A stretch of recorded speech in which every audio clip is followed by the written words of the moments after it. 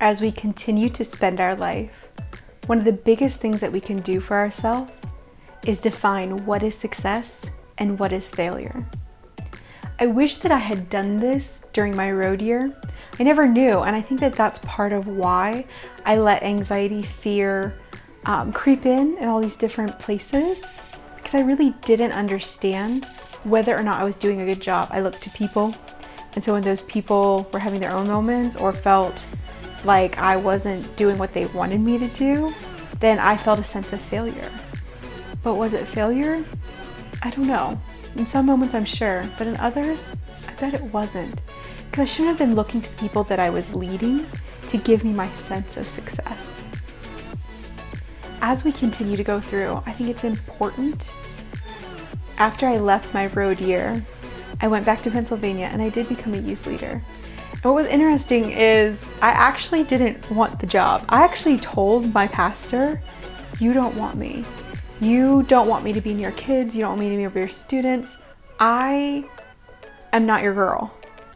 And he said, "Cass, all I need you to do is to love them." And at the time, I had just come off the road a couple months earlier, and I thought, I can love people. I can do that. But I was so caught up in being afraid that I was going to let down parents and permission slips and events and all the details. And I voiced all those concerns, and he said, "No, all I need you to do is to love them." And that stayed with me through 6 years, through 6 tough years, when I didn't always know if I was doing it right, but I always went back to my benchmark of, are you loving them? And it changed everything for me. So I'd encourage you, if you're already part of a group where you are spending your life inside of a community, sit down with that group of people and define what success and failure is if it already hasn't been marked out for you. Or if you're looking to one day be part of a situation where you're in a community and you're spending your life for a specific purpose, make sure you go into it defining what success or failure actually is. Do that with a group of people so you have that support, that encouragement, that accountability towards your goals. But if you aren't doing that with people, with a group, that's okay too. I encourage you to sit down for yourself and figure out what success or failure looks like in different scenarios. Don't beat yourself up. Don't let fear of failure be something which steals from the mission and steals from the ways in which you're supposed to be spending your life. Don't let it own that piece of your identity.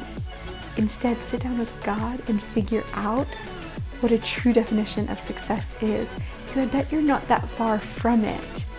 And I wouldn't want this sense of failure to be the thing that's whispering into your ear what your identity is or isn't. You're probably right on track. And I know that you're more than that. Don't let fear of failure be the thing which defines you. And failure will happen, let's be honest.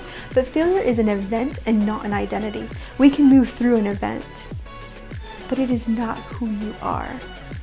So go out there and do it. Love well, serve well, model Jesus to a broken and hurting world. Spend your life. I believe in you. I'm very proud of the ways that you're daring to move forward and to go out there and do some of these things. The world needs it, and I believe that you will grow and develop. You're going to look more like Jesus. You're going to know him better because you're going after all these things. I'm proud of you guys. Keep going.